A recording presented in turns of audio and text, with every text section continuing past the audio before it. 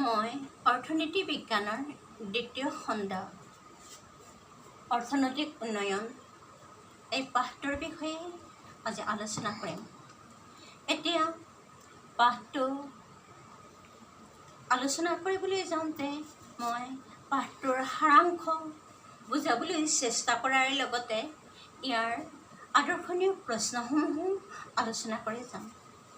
এতিয়া অৰ্থনৈতিক উন্নয়ন এই সম্পৰ্কে আলোচনা কৰাৰ আগতে অৰ্থনৈতিক বিকাশ কি সেইটো জানিব লাগিব। এতিয়া প্ৰশ্ন, অৰ্থনৈতিক বিকাশ বুলিলে কি বুজায়? অৰ্থনৈতিক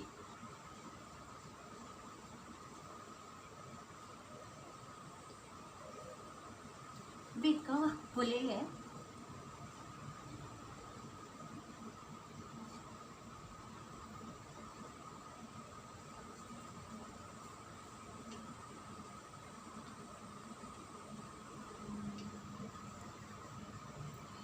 ইয়াত মূল্যায়ন এক আছে। প্ৰশ্নৰ উত্তৰ কৰোঁতে সদায় বাওঁফালৰ মূল্যায়নটোলৈ মন কৰিবা। বহুত কথা জানিলেও যদি মূল্যায়ন এক থাকে তেতিয়াহ'লে এটা বাক্য বা শব্দতে প্ৰশ্নটোৰ উত্তৰ সামৰিব লাগিব। এই পাঠটোত এটা মন কৰিবলগীয়া কথা যে ইয়াত কোনো ধৰণৰ ৰচনাধৰ্মী প্ৰশ্ন নাই। ইয়াৰ মূল্যায়নসমূহ সাধাৰণতে 1, 2 আৰু 3 ইমানেই।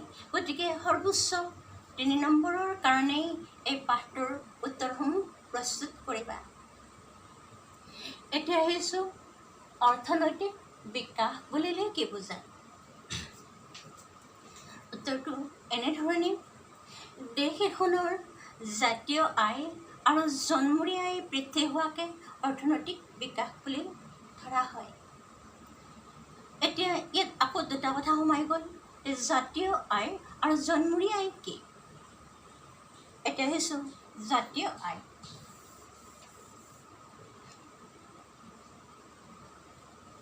জাতীয়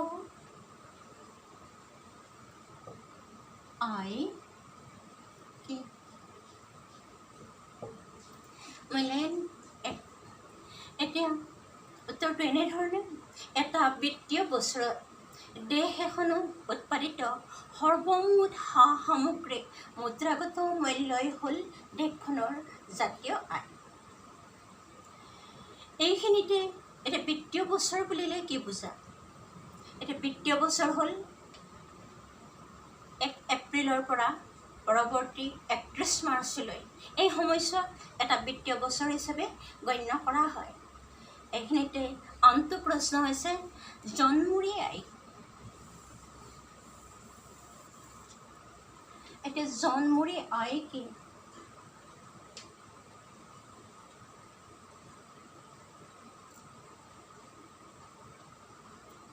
জনমূৰি আয় কি? এতিয়া জনমূৰি আয় এখন দেশৰ জাতীয় আয়ক দেশখনৰ মুঠ জনসংখ্যাৰে হৰণ কৰিলে যিটো পোৱা যাব সেইটোৱে হৈছে জনমূৰি আয়। এতিয়া এনেধৰণে লিখিব পাৰে: জনমূৰি আয়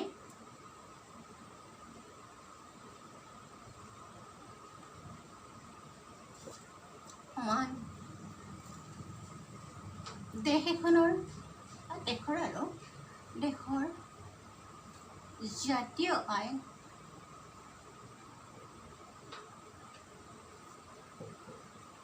হৰণ দেশৰ সৰ্বমুঠ জনসংখ্যা। দেশখনৰ সৰ্বমুঠ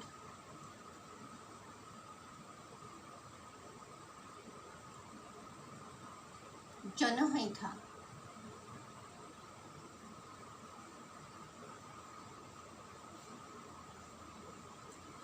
এনেধৰণে আমি জনমূৰি আয়টো উলিয়াব পাৰোঁ। অ'কে, এতিয়া এইখিনিতে আৰু এটা জানিবলগীয়া কথা হৈছে মানৱ উন্নয়ন কি? মানৱ উন্নয়ন প্ৰশ্নটো লিখি লোৱা।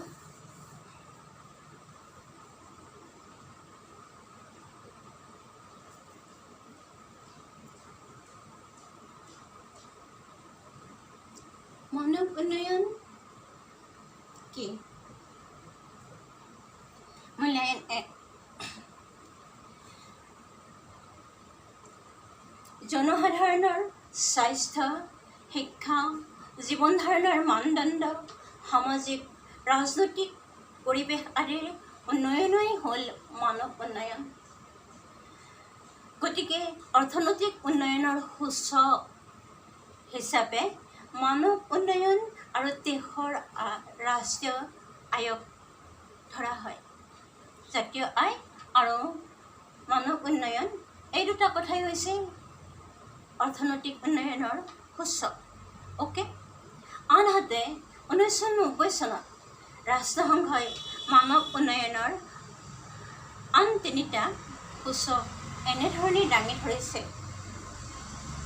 এটা হ'ল প্ৰত্যাশিত আয়ুস, শিক্ষা আৰু জীৱন ধাৰণৰ মানদণ্ড। এই তিনিটা ৰাষ্ট্ৰসংঘৰ প্ৰতিবেদনত উল্লেখ কৰিছিল। সাধাৰণতে অন্যান্য দেশৰ জনসাধাৰণৰ প্ৰত্যাশিত আয়ুস কম আৰু উন্নত দেশৰ জনসাধাৰণৰ প্ৰত্যাশিত আয়ুস বেছি। এতিয়া প্ৰত্যাশিত আয়ুস কি? এটি শিশু জন্মৰ পৰা কিমান দিনলৈ জীয়াই থাকিব বুলি আশা কৰা যায়, সেইটোৱে হৈছে প্ৰত্যাশিত আয়ুস, অৰ্থাৎ দেশখনৰ জনসাধাৰণৰ গড় আয়ুস। আমাৰ দেশত 60 বছৰ, জাপানত 80 বছৰ, এনেধৰণে। জাপান উন্নত দেশ, সেইকাৰণে তাৰ প্ৰত্যাশিত আয়ুস বেছি। এতিয়া প্ৰশ্ন হ'ল, অনুন্নত দেশৰ জনসাধাৰণৰ প্ৰত্যাশিত আয়ুস কম হোৱাৰ কাৰণ।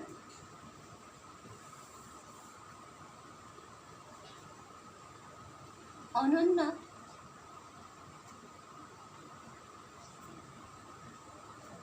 দেশৰ জনসাধাৰণৰ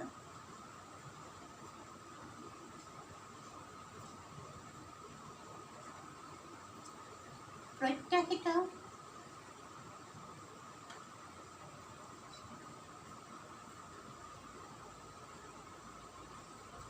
আয়ুস কম হোৱাৰ কাৰণ।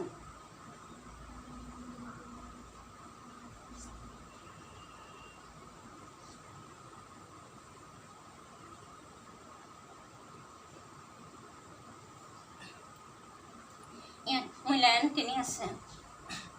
এতিয়া উত্তৰকেইটা তিনিটা পেৰিগ্ৰাফত এনেধৰণে এটা ষ্টাইলত লিখিব পৰা যায়।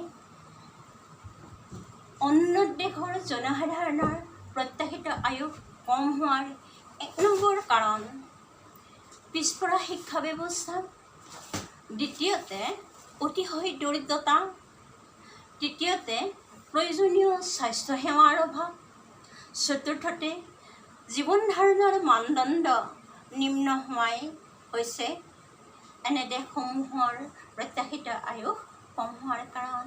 অ'কে, এতিয়া আহিছোঁ অৰ্থনৈতিক পৰিকল্পনা সম্পৰ্কে আলোচনা কৰিবলৈ। এতিয়া অৰ্থনৈতিক পৰিকল্পনা কি? প্ৰশ্নটো অৰ্থনৈতিক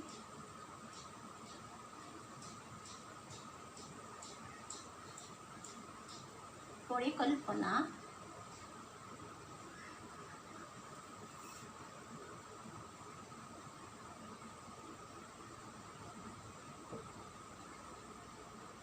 যদিও ইয়াত মূল্যায়ন 1 আছে, 4টা কথা ইয়াত উল্লেখ কৰিব লাগিব। সেই 4টা এটা বাক্যত লিখি দিলে সংজ্ঞাটো হয়। এতিয়া 1 নম্বৰ, এক নিৰ্দিষ্ট সময়ত কিছুমান সুনিৰ্দিষ্ট লক্ষ্যত উপনীত হ'বলৈ কেন্দ্ৰীয় কৰ্তৃপক্ষৰ দ্বাৰা অৰ্থনীতিৰ নিয়ন্ত্ৰণ আৰু দিগদৰ্শনেই হ'ল অৰ্থনৈতিক পৰিকল্পনা। অ'কে, এতিয়া সাধাৰণতে অনুন্নত দেশসমূহ, যিবোৰ দেশ পূৰ্বতে পৰাধীনতাৰ কবলত আছিল, সেই দেশসমূহেই অনুন্নত দেশ। এনেবোৰ দেশতহে উন্নয়নৰ বাবে পৰিকল্পনাৰ প্ৰয়োজন বা আঁচনিৰ প্ৰয়োজন। ভাৰতবৰ্ষ এনে দেশসমূহৰ অন্তৰ্গত। এই দেশত পৰিকল্পনা অবিহনে উন্নয়ন অসম্ভৱ। এইখিনিতে এটা কথা মন কৰিবলগীয়া যে ভাৰতত প্ৰতি 5 বছৰৰ বাবে একোখন পৰিকল্পনা প্ৰস্তুত কৰি লোৱা হয়। সেয়েহে এই পৰিকল্পনাসমূহক পঞ্চবাৰ্ষিক পৰিকল্পনা নামেৰে জনা যায়। এতিয়া প্ৰশ্ন হৈছে ভাৰতৰ পঞ্চবাৰ্ষিক পৰিকল্পনাৰ মূল লক্ষ্যসমূহ কি?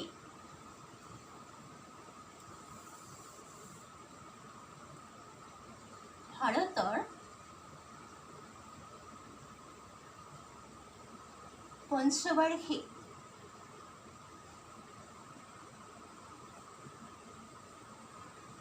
পৰিকল্পনাৰ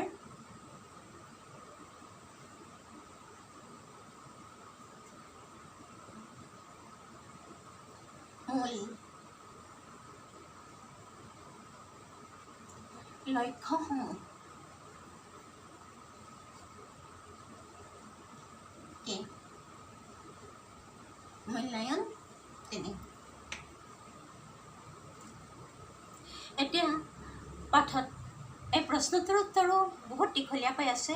থোৰতে এনেধৰণে লিখিব পৰা যায়। মূল লক্ষ্যসমূহ: 1 নম্বৰ, উন্নয়নৰ হাৰ ক্ষীপ্ৰ কৰা। 2 নম্বৰ, সামাজিক বৈষম্য দূৰ কৰা। তৃতীয়তে, দৰিদ্ৰতা নিৰ্মূল কৰা। 4, আঞ্চলিক বৈষম্য দূৰ কৰা। 5 নম্বৰতে, নিয়োগৰ সা-সুবিধা বৃদ্ধি কৰা। 6তে, আন্তঃগাঁথনি নিৰ্মাণ কৰা। এনেধৰণে বহুত আছে। যদি 3টা বিচাৰে 3টা দাঙি ধৰিলেই হ'ল। এতিয়া ভাৰতৰ পৰিকল্পনাসমূহ 1951 চনত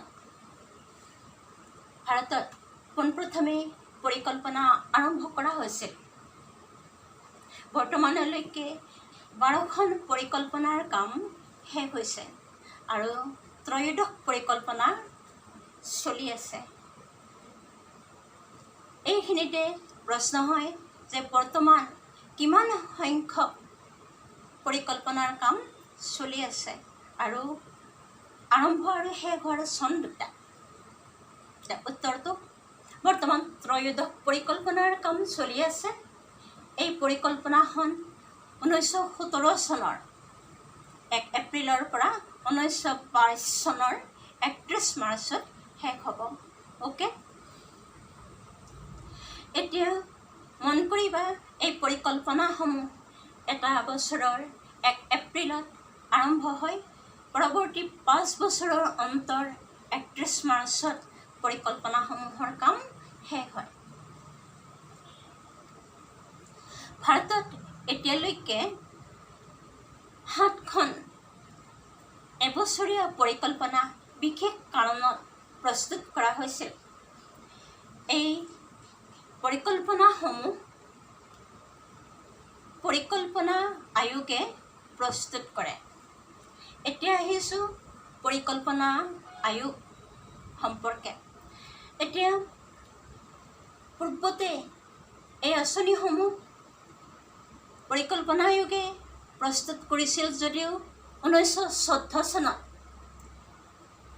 নৰেন্দ্ৰ মোদী মন্ত্ৰীসভাৰ পৰিকল্পনা আয়োগৰ নতুন নাম নীতি আয়োগ হিচাপে নামকৰণ কৰিছে। এতিয়া NITI Aayog national institute for transforming India Aayog নামটো সম্পূৰ্ণকৈ মনত ৰাখিবা। 1915 চনত নীতি আয়োগৰ কাম কাৰ্যকৰী কৰা হৈছে। এতিয়া প্ৰশ্ন হৈছে যে নীতি আয়োগৰ গাঁথনি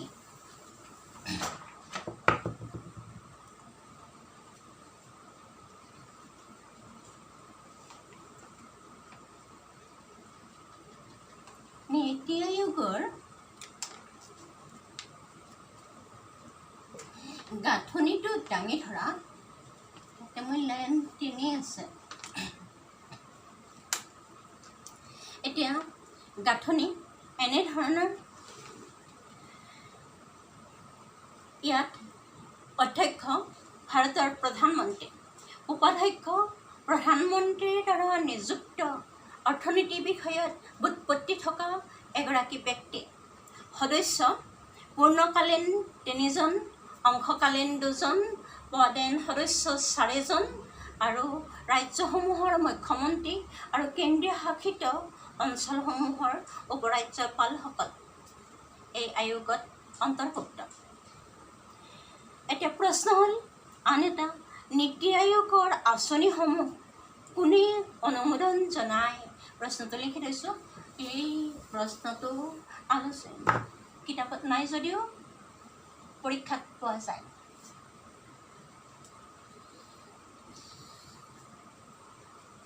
নীতি আয়োগৰ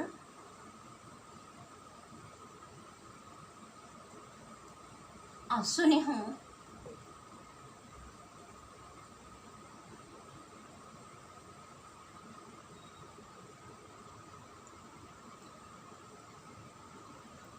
কোনে অনুমোদন জনায়?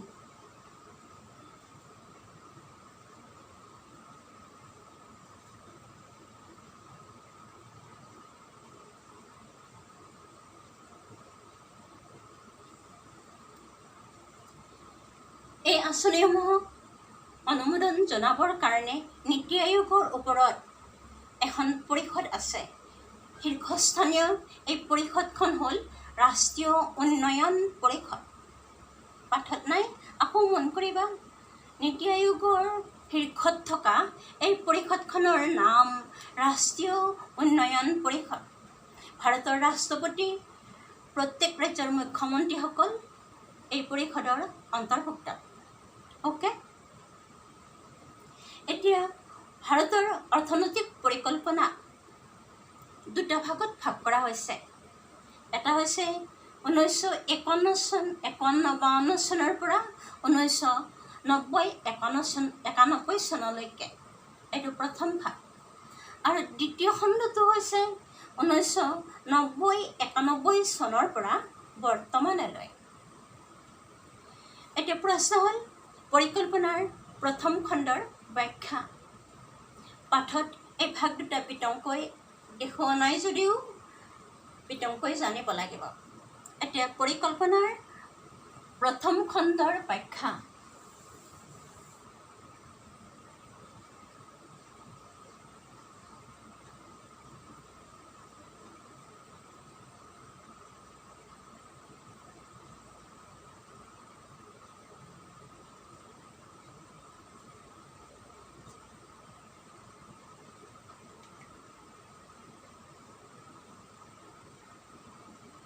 মূল্যায়ন 3।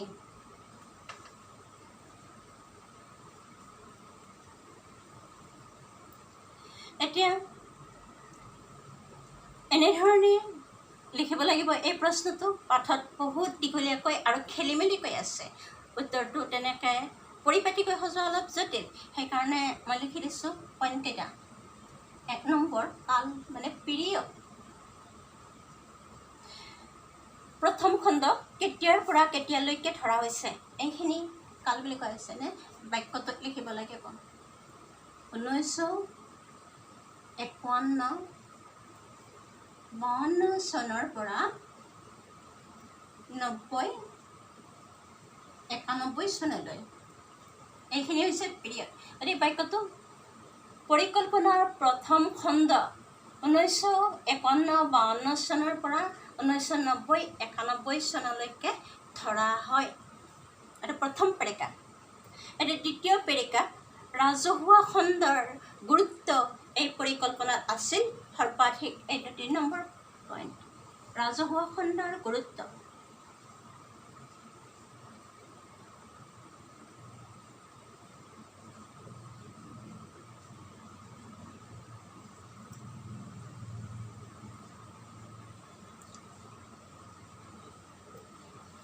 এই পৰিকল্পনাত সৰ্বাধিক আছিল। এতিয়া ৰাজহুৱা খণ্ড মানে চৰকাৰী খণ্ড, ব্যক্তিগত খণ্ডৰ হাত সেই সময়ত নাছিল।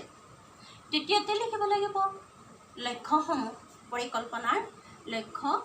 যদিও বহুতকেইটা আছে, কমা কমা দি এটা বাক্যতে লিখিব লাগিব থোৰতে লক্ষ্যসমূহ।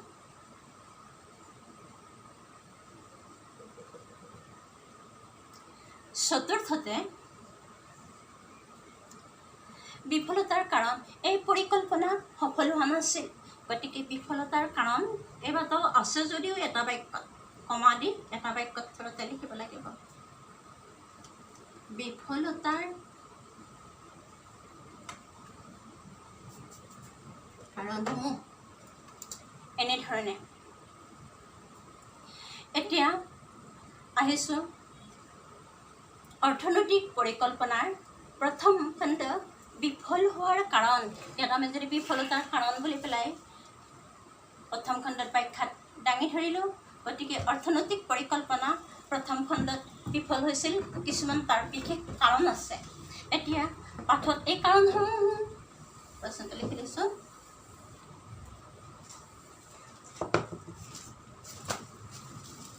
অৰ্থনৈতিক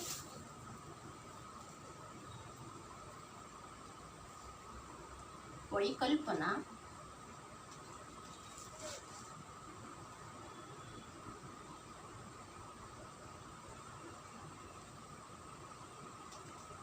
প্ৰথম খণ্ড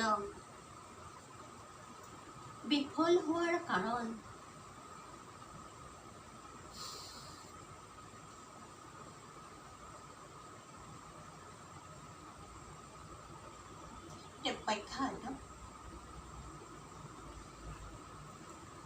মূল্যায়ন মন কৰিবা, ইয়াত মূল্যায়ন 3 আছে, গতিকে কাৰণসমূহ পাঠত বহুত দীঘলীয়াকৈ আছে যদিও আমি 3 মূল্যায়নৰ কাৰণে এনেধৰণে প্ৰশ্নটোৰ উত্তৰ দাঙি ধৰিব পৰা যায়।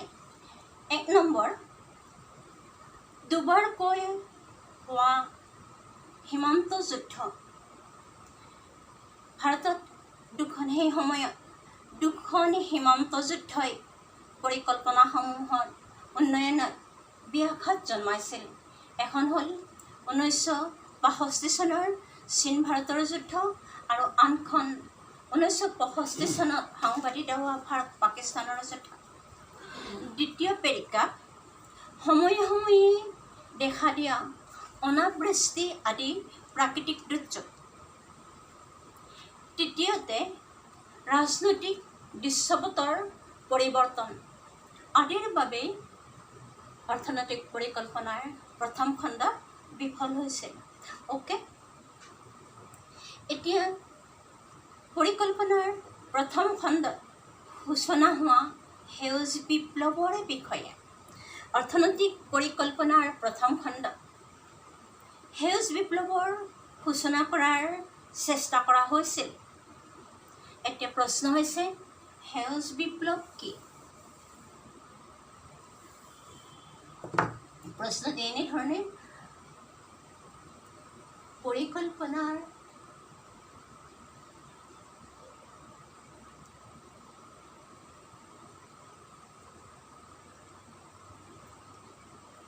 প্ৰথম খণ্ডত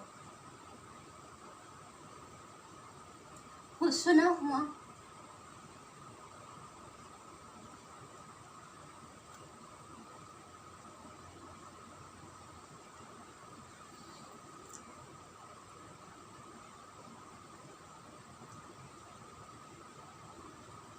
সেউজ বিপ্লৱৰ বিষয়ে।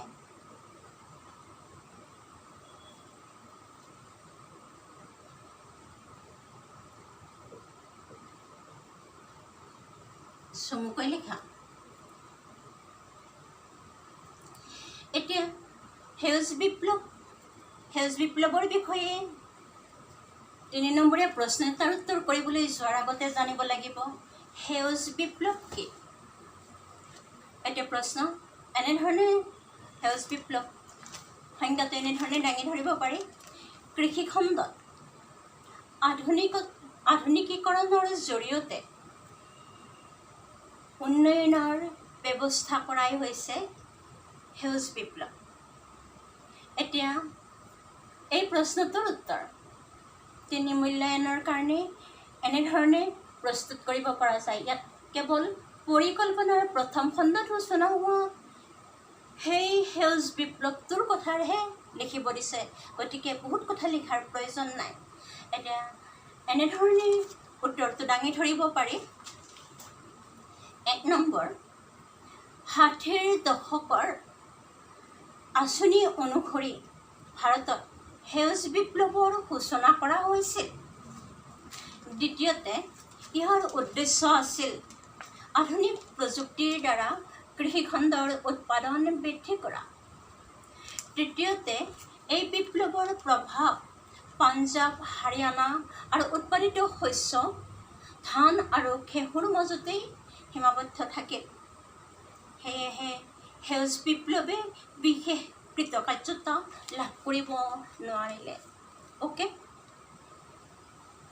এতিয়া আহিছোঁ ভাৰতৰ অৰ্থনৈতিক পৰিকল্পনা প্ৰথম খণ্ডত বিফল হোৱাৰ ভাৰতত অৰ্থনৈতিক সংস্কাৰৰ সূচনা হৈছে।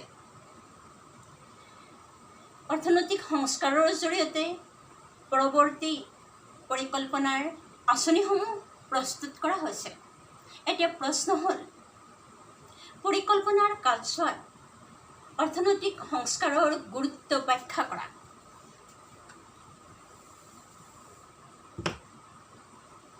প্ৰশ্ন, পৰিকল্পনাৰ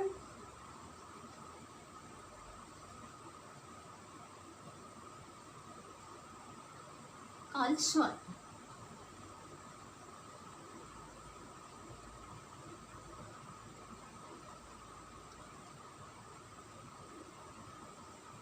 অৰ্থনৈতিক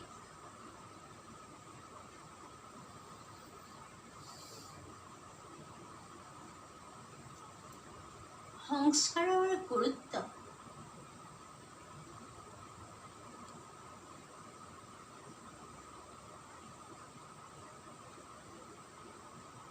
ব্যাখ্যা কৰা।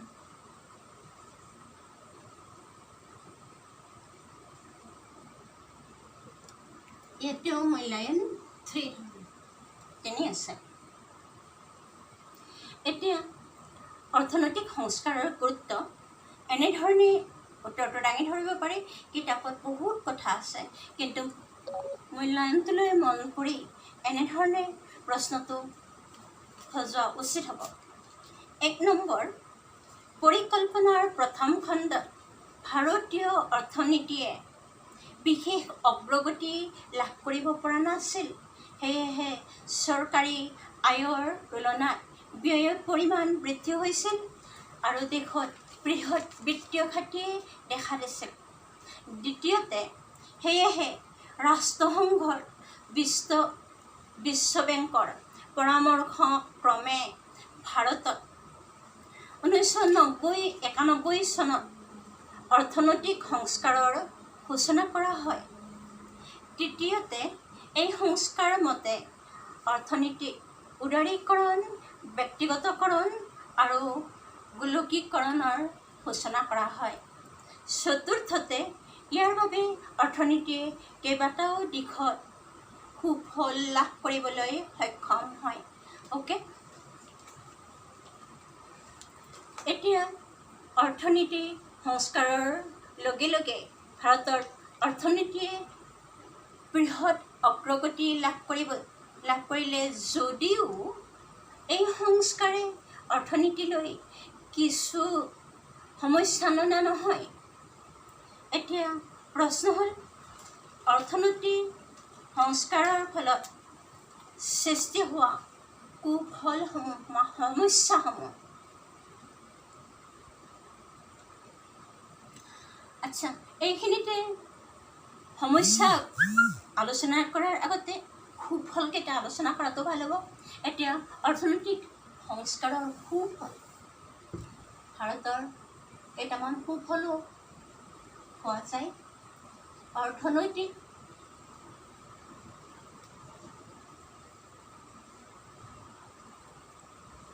সংস্কাৰৰ সুফলসমূহ। সুফল মূল্যায়ন 3। যিহেতুকে অৰ্থনৈতিক সংস্কাৰে সংস্কাৰটোৱে অৰ্থনীতিত অগ্ৰগতি আনিছিল। গতিকে ইয়াত থুলমূলকৈ তিনি মূল্যায়নৰ কাৰণে এটা সুফল সম্পৰ্কীয় ব্যাখ্যা দাঙি ধৰিব পৰা যায়। এতিয়া এনেধৰণে ব্যাখ্যাটো দাঙি ধৰিব পৰা যায়। 1 নম্বৰ, চৰকাৰী ব্যয়তকৈ আয়ৰ পৰিমাণ বৃদ্ধি হৈছিল। দ্বিতীয়তে, অৰ্থনৈতিক সংস্কাৰৰ বাবেই দেশত উন্নয়নৰ হাৰ ক্ষীপ্ৰ হয়। তৃতীয়তে, বৈদেশিক বিনিয়োগৰ ফলত বহিঃমুদ্ৰাৰ পৰিমাণো দেশত বৃদ্ধি হ'বলৈ ধৰে। এনেধৰণে এইখিনি কথা দাঙি ধৰিলেই হয়। এইখিনিতে অৰ্থনৈতিক সংস্কাৰৰ সুফল, বৃহৎ সুফল আনিছে যদিও এই সংস্কাৰে কিছুমান সমস্যাৰ সৃষ্টি কৰিছে। এতিয়া সমস্যাসমূহ সংস্কাৰৰ ফলত সৃষ্টি হোৱা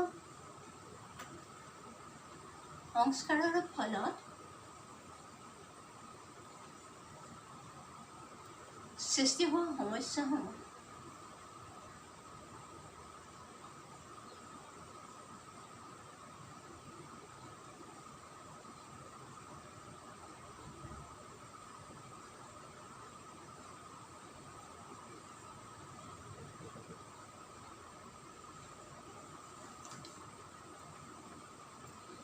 এতিয়া অৰ্থনৈতিক সংস্কাৰে কিছুমান সমস্যাৰ সৃষ্টি কৰিছে। পাঠত এই কথাখিনিও খেলিমেলিকৈ আৰু বহুত দীঘলীয়াকৈ আছে। গতিকে তিনি মূল্যায়নৰ কাৰণে এনেধৰণে প্ৰশ্নটোৰ উত্তৰ সজাব পৰা যায়। 1 নম্বৰ, উৎপাদন প্ৰক্ৰিয়াত ন সামগ্ৰী উৎপাদন হ'বলৈ ধৰে যদিও সেই অনুযায়ী মানুহৰ ক্ৰয় ক্ষমতা বৃদ্ধি হোৱা নাই। দ্বিতীয়তে, পণ্যৰ প্ৰতি অত্যাধিক আসক্তিয়ে সমাজত ভোগবাদী অৰ্থনীতিৰ সৃষ্টি কৰিছে। তৃতীয়তে, গোলকীকৰণৰ ফলত মানুহে নিজৰ সংস্কৃতি হেৰুওৱাৰ উপক্ৰম হৈছে। এতিয়া আহিছোঁ উদাৰীকৰণ, গোলকীকৰণ আৰু ব্যক্তিগতকৰণ সম্পৰ্কে। এতিয়া উদাৰীকৰণ কি?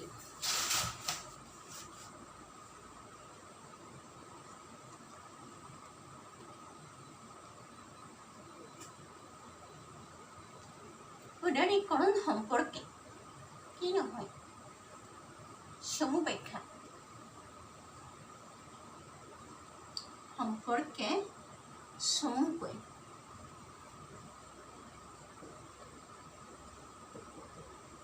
ইয়াতেও তিনি মূল্যায়ন। এতিয়া উদাৰীকৰণ, ব্যক্তিগতকৰণ আৰু গোলকীকৰণ এই কথাকেইটাৰ ওপৰত বহুত ব্যাখ্যা লিখিব পৰা যায়, কিন্তু মূল্যায়নলৈ মন কৰিব লাগিব। আৰু সেই অনুযায়ী মূল কেৱল 3টা পেৰিগ্ৰাফত সামান্য কথা অলপ দাঙি ধৰিলেই প্ৰশ্নটোৰ উত্তৰ সজাব পৰা যায়। এতিয়া 1 নম্বৰ, দেশৰ আৰ্থিক ব্যৱস্থাৰ ওপৰত থকা ৰাষ্ট্ৰৰ নিয়ন্ত্ৰণ নীতিৰ শিথিলকৰণেই হ'ল উদাৰীকৰণ। দ্বিতীয়তে, এই নীতি অনুযায়ী উৎপাদন ক্ষেত্ৰত চৰকাৰী বাধা নিষেধ শিথিল কৰা হয়। তৃতীয়তে, 1990-91 চনত ভাৰতীয় অৰ্থনীতিত এই নীতি গ্ৰহণ কৰা হয়। চতুৰ্থতে, উদাৰীকৰণ নীতি বিত্তীয় খণ্ডলৈ সম্প্ৰসাৰিত হোৱাৰ বাবেই বৈদেশিক বাণিজ্য ব্যৱস্থাটো সুস্থিৰ হয়। অ'কে, এতিয়া আহিছোঁ ব্যক্তিগতকৰণ সম্পৰ্কে। এতিয়া ব্যক্তিগতকৰণ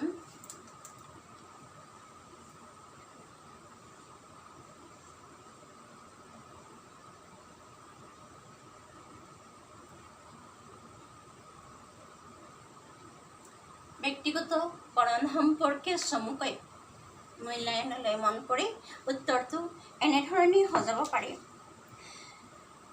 চৰকাৰী নিয়ন্ত্ৰণ আৰু ব্যৱস্থাপনাৰ অধীনত থকা প্ৰতিষ্ঠানসমূহক বেচৰকাৰী খণ্ডলৈ মুকলি কৰি দিয়া নীতিটোৱেই হৈছে ব্যক্তিগতকৰণ।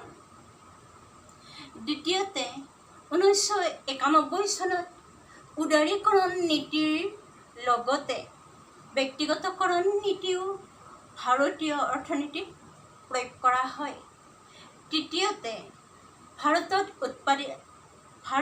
উৎপাদিত সামগ্ৰীৰ লগতে শিক্ষা, স্বাস্থ্য, বেংক ব্যৱস্থা আদিৰ ক্ষেত্ৰতো ব্যক্তিগতকৰণৰ প্ৰভাৱ মন কৰিবলগীয়া। অ'কে, এতিয়া আহিছোঁ গোলকীকৰণ সম্পৰ্কে। একেধৰণেই এই প্ৰশ্নকেইটা সজাব পৰা যায়। গোলকীকৰণ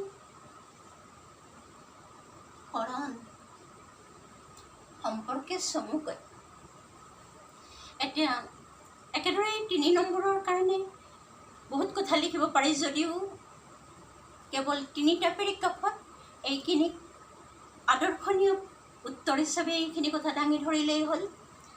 1 নম্বৰ পেৰেগ্ৰাফ, দেশ এখনৰ অৰ্থনীতি বিশ্ব অৰ্থনীতিৰ সৈতে সংযোগ স্থাপনেই হ'ল গোলকীকৰণ।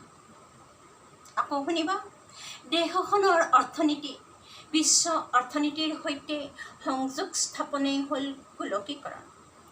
দ্বিতীয়তে গোলকীকৰণৰ ফলত দেশসমূহৰ মাজত দূৰত্ব হ্ৰাস হয়। তৃতীয়তে বৰ্তমান প্ৰযুক্তিবিদ্যাৰ ব্যৱস্থাটোৱেই গোলকীকৰণ প্ৰক্ৰিয়া অধিক খৰতকীয়া কৰি তুলিছে। চতুৰ্থতে অৱশ্যে এনে প্ৰক্ৰিয়াই নিজৰ সংস্কৃতি হেৰাব নালাগিব। এতিয়া পাঠ সম্পৰ্কীয় কথা আমি সামৰিছোঁ। এতিয়া আহিছোঁ তোমালোকে মূল্যায়ন বহীখন কৰিবলৈ লওঁতে সদায় প্ৰশ্নৰ মূল্যায়নলৈ মন কৰিবা। আৰু ইয়াত দীঘলীয়া প্ৰশ্ন আকৌ কৈছোঁ, দীঘলীয়া প্ৰশ্ন প্ৰস্তুত কৰাৰ কোনো প্ৰয়োজন নাই। আৰু পৰিপাটিকৈ পাঠ্যপুথি পঢ়িবা, এই কথাখিনি পুনৰ জুকিয়াই চাবা, নিশ্চয় সুফল লাভ কৰিবা। ধন্যবাদ।